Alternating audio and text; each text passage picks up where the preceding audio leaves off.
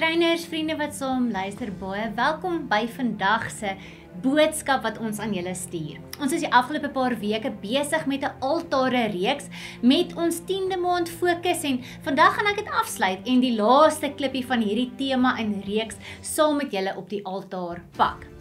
In die week gaan kuier ek en my kollegas by die nuwe hoof van Kempies, meneer Johan van den Heever, en dit was sommer net 'n lekker ken mekaar gesprek en ook vir ons om te hoor wie hy is en om te hoor hoe dit met hom gaan en met hom as nuwe hoof en nuwe lid van hierdie gemeenskap en sodat ons hom kan ondersteun.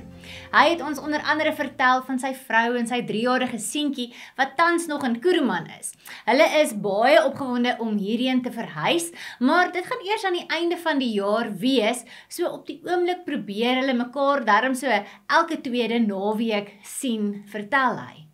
Hy sê toe dat hulle 'n plan moes maak, hy en sy vrou, om sy seentjie te help met hierdie verlange en om te weet hoeveel slaapies is daar nog oor wanneer hy dan nou weer sy pa kan sien, want hy verlang verskriklik na hom. Hulle besluit om 'n houer te vat en spoelklippe in hierdie houer te pak vir die aantal dae wat hy weg is en dan kan sy seentjie elke dag 'n klip uitpak en so sien hoeveel dae daar nog oor is.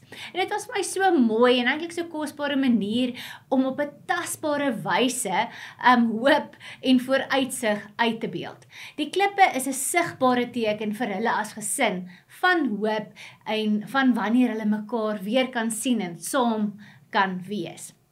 Nou Wouter het verlede week gesels oor klippe, iets wat eintlik dood is en waaraan die Bybel 'n lewende betekenis gee. Jesus is die ware lewende steen en wanneer ons na hom toe kom met dinge wat moeilik of swaar of seer of selfs dood is, maak hy dit lewend en maak hy ons lewend en word ons dan saam met hom die lewende stene waarop die kerk gebou is, soos wat hy vir Petrus ook gesê het.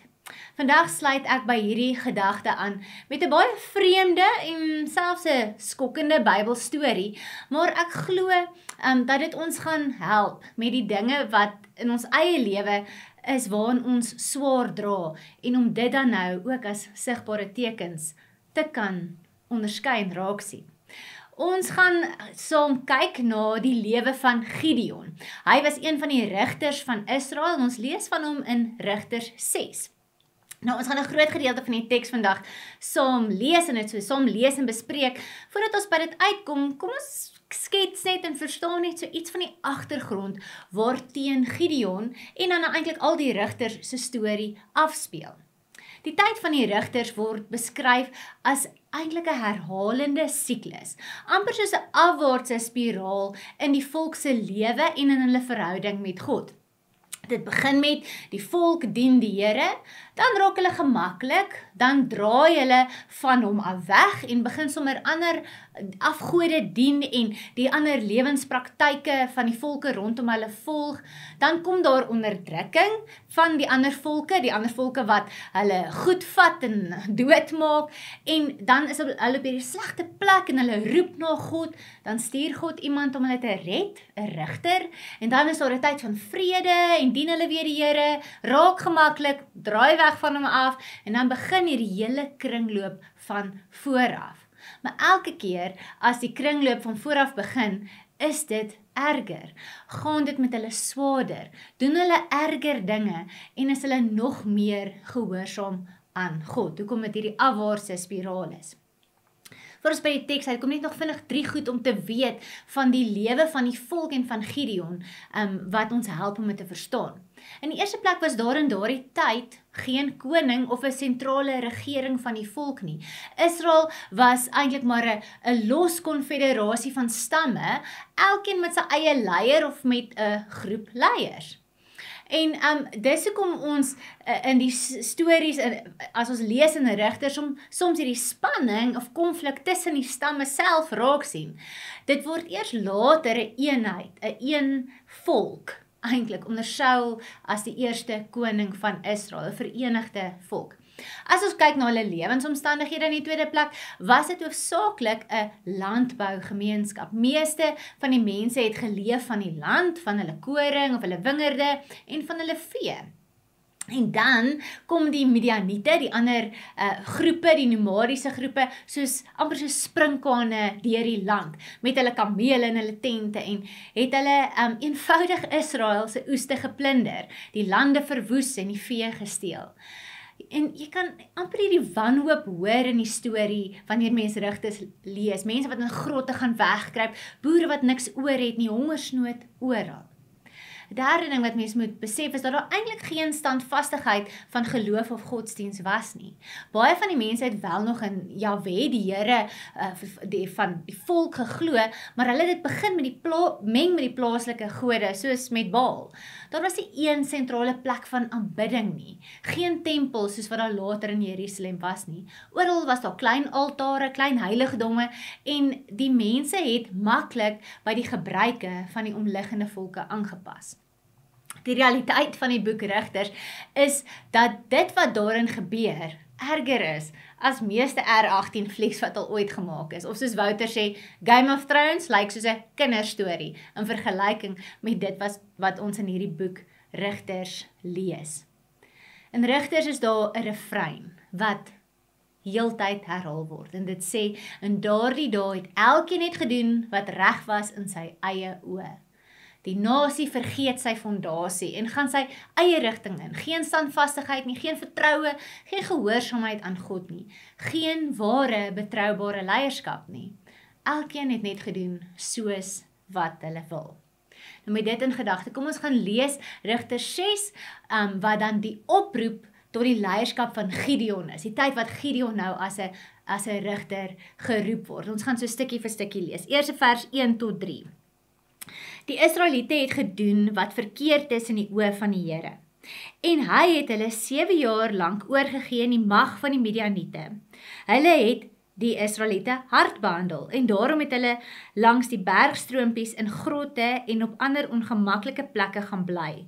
Wanneer die Israeliete iets gesaai het, het die Midianiete teen hulle opgetrek saam met die Amalekiete en ander mense uit die ooste.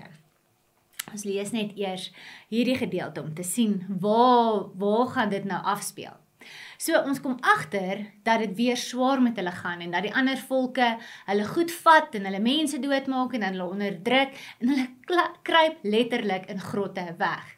En hier word Gideon uit die grot geroep. Ons lees dit vanaf vers 11. So kom ons lees gou vers 11 en 12 wat vir ons verduidelik hoe Gideon geroep word. Daarna het 'n engel van die Here gaan sit onder die groot boom in Ofra, wat behoort het aan Joas die Abiesriet. Sy seun Gideon was besig om koring uit te slaan in 'n parskruip, waar hy weggekruip het vir die Midianiete. Die engel van die Here het aan hom verskyn en vir hom gesê, die Here is by jou, dapper man. 2 treffende goed kom in hierdie gedeelte van die teks al voorin wat ons kan raak sien. Die eerste een is sommer net opvallend hoe ons die tekens van nagmaal hier sien, die brood en die wyn, en hoe dit hier na vore kom, want Gideon is besig om koring uit te slaan, dit waarmee brood gemaak word, binne 'n parskruip wat gebruik word om die sap van druiwe uit te trap en waarmee wyn gemaak word.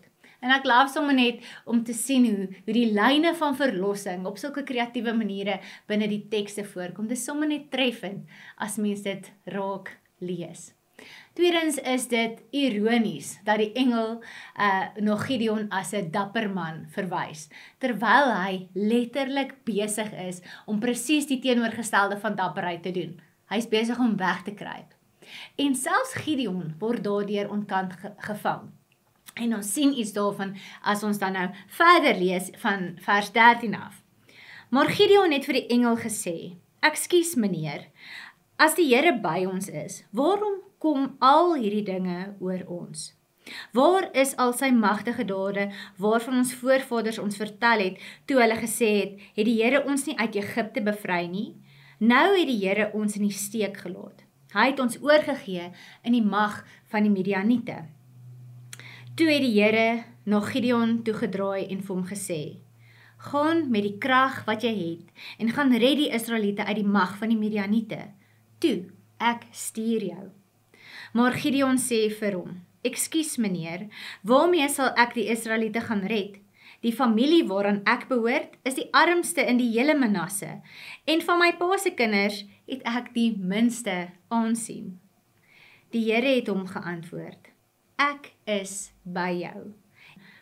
En jy sal die Midianiete verslaan, asof hulle nie meer as een is nie.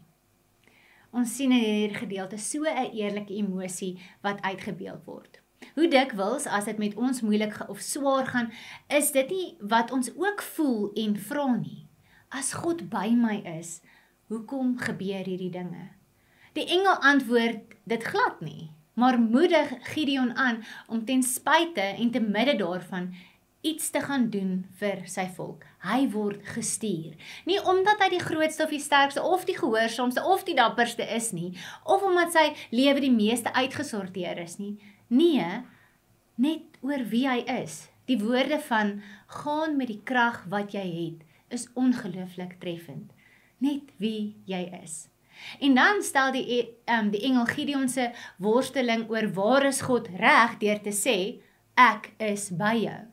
Dit is die waarheid. Die emosie is nie die waarheid nie. Die voel asof God ver is nie die waarheid nie. Die waarheid is, God is by jou.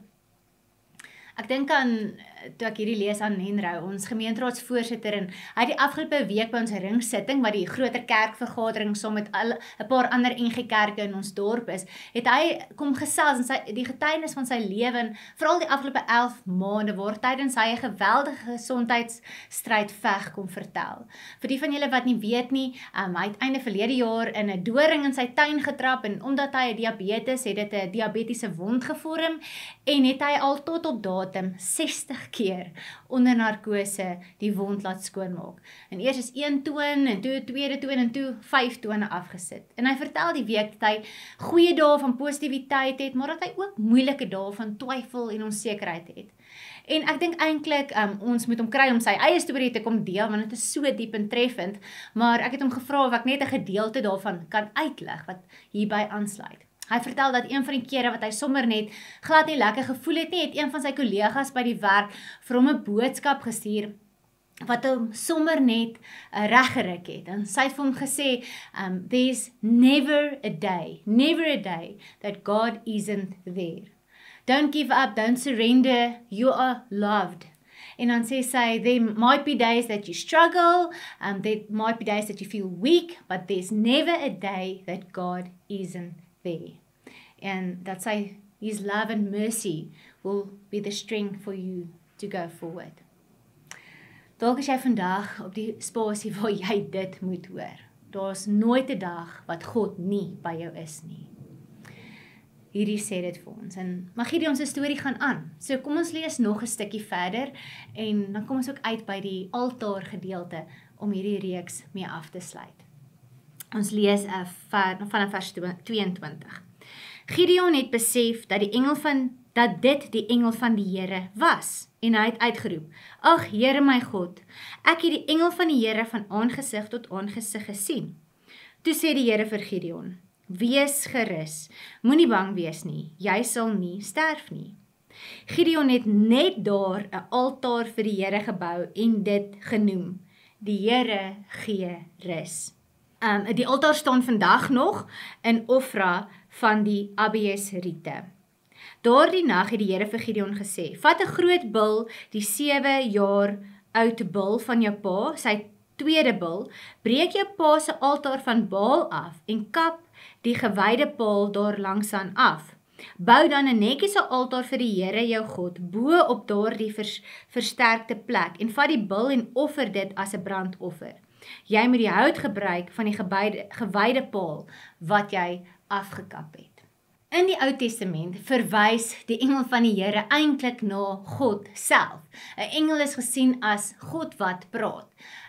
Soos waar Jakob met die engel stoei hy eintlik net met God self, en nie soos wat ons sou gedink het, 'n werker van God nie. Nou in hierdie gedeelte wat ons nou net gelees het, besef Gideon wie hierdie engel is, en daarom is hy bang, omdat hy hom van aangesig tot aangesig gesien het. En dit kom van die geloofsperspektief, wat ons Eksodus 33 gekry, waar God vir Moses sê, dat niemand my kan sien nie, en dat die wat my sien nie lewend sal kan bly nie.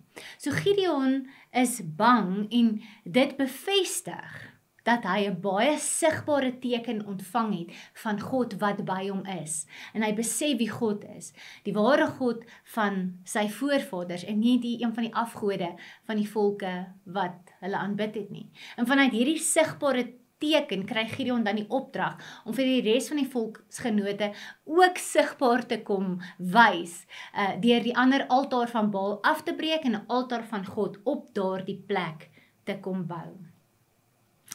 Ek wil vandag ons reeks oor altare afsluit met die gedagte dat 'n altaar 'n sigbare teken is wat oor generasies heen staan om te getuig oor God.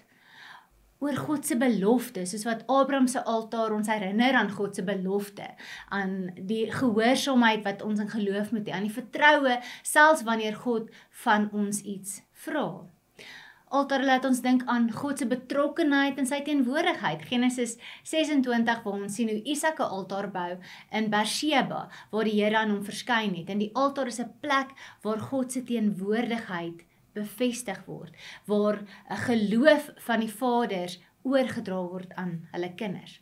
Ons kry ook altare in ons Bybelstorie wat vir ons uitbeeld van God se voorsiening en van sy verhouding met die volk. In Eksodus bou Moses 'n altaar na die oorwinning teen die Amalekite en noem hy die altaar "Die Here is my banier". Die altaar word die middelpunt van Israel se verhouding met God. Die plek van offer, van versoening en van die herinnering dat God die stryd vir sy volk stry. En dan in die Nuwe Testament is Christus, in Christus word alle altare vervul. Hy is die finale altaar en die finale offer. Ons lewe self word dan die lewende offer deur dit wat Christus gedoen het. Omdat hy die finale altaar was en die finale offer, met ander woorde, die verhouding finaal tussen ons en God herstel is, het ons nie meer altare soos daai nodig nie. Ons het nie meer offers nodig nie, dit is volbring. Maar ons het steeds sigbare tekens nodig, wat van generasie tot generasie oorgedra moet word, om ons te herinner wie God is, wat ons moet weet en glo. In hierdie teks het ons die sigbare teken van die nagmaal raak gesien, van die brood en die wyn. Ons sien ook die sigbare teken raak wanneer ons doop in die water, die sigbare teken van 'n sakrament. Ons sien ook die sigbare teken in die belydenis van geloof, wanneer 'n klomp nuwe gelowiges opstaan en hardop bely. Hierdie sigbare tekens is die fondasie vir die nasie, sodat almal sal onthou en geen een meer sal doen wat net reg is in hulle eie oë nie, maar dat ons mekaar sal aanmoedig en bemoedig en vorm en help om ons oë op Christus, die lewende hoekklip, te hou, waarop die hele geestelike huis gebou is. En dit is juis hoekom ons die beeld van altare gekies het vir ons 10de maand reeks. Want 10de maand gaan nie net oor die geld nie. Dit gaan oor die sigbare, tasbare teken wat dit vir ons inhou. Met die geld bou ons ook die geloofsfondasie. Dit is ons dankoffer. Nie om die offer te bring sodat ons verhouding met God herstel moet word nie. Nee, dis wat Jesus gedoen het. Dit is omdat ons verhouding met God herstel is, omdat ons glo dat die gee van geld vir ons nog 'n sigbare teken word, waardeur ons geloof en ons vertroue in God uitbeeld.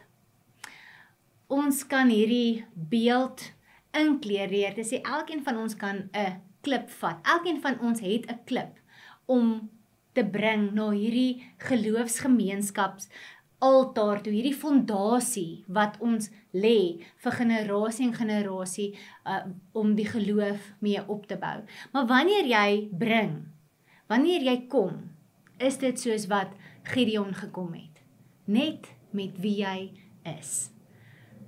Simbolies, dink daaroor na. As jy moet kom en 'n klip moet kom neerlê, wat kan jy daarop skryf? Wat is dit in jou geloof wat vir jou hoop gee, wat jou opgewonde maak, waar jy passievol is, wat jy kan bring? Maar omdat ons geloofsfondasie nie net gebou word op hoogtepunte nie, maar jy soos Wouter verlede week gesê het, dat dit ook die plek is waar ons seer en ons swaar en ons moeilik kan bring en nuwe lewe kan kry, kan ons dit ook simbolies op so 'n klip skryf en bring. Dis ook die moeilike dinge wat ons geloof vorm en die geloofsfondasie van die wat daarop gebou word.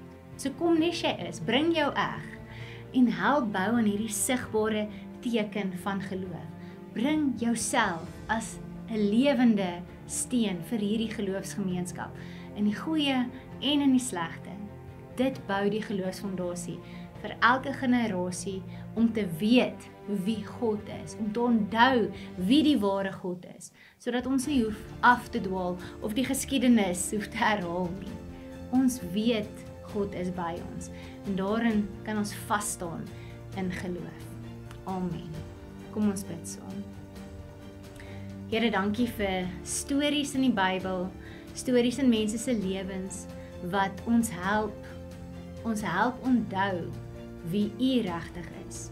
Help ons om ons eie lewensstorie met dit wat dit is, die hoë en die lae, die moeilik en die maklik, te bring, van te getuig, want U is ook in ons lewens betrokke en sigbaar en tasbaar. Help ons om dit uit te dra, sodat ander daardeur aangeraak kan word.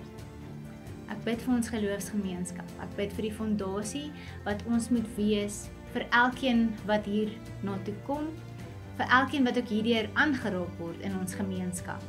Stuur ons, soos wat U ook vir Gideon gestuur het, om die verkeerde, die foutiewelike denke en altare af te breek, goed wat mense oor hulle self dink en glo wat net nie waar is nie, en te herbou dit wat ons weet waar is, en waar ons kan vashou. Ons vra dit in Jesus se naam. Amen. Ontvang die Here se seën vir jou week. Mag God se liefde, die genade deur Christus, teenwoordigheid van die Heilige Gees by jou wees. Amen.